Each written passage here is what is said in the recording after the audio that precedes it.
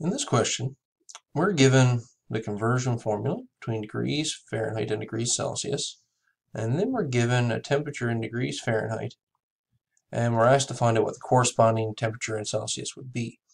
So our degrees Fahrenheit is negative 11.2, and we're going to use that with this formula we've been given. So we'll say that degrees Celsius is equal to negative 11.2, subtract 32, divided by 1.8. So if we subtract those two, we get a negative 43.2. And we're going to divide that by 1.8. If we go ahead and do that, we'll get a value of negative 24.0.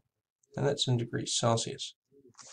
So that corresponds to an answer of B. What's also interesting here, just as a side note,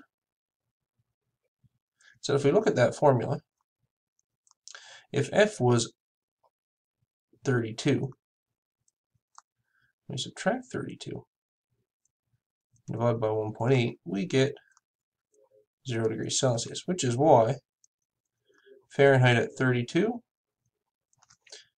is the same as Celsius at 0 degrees.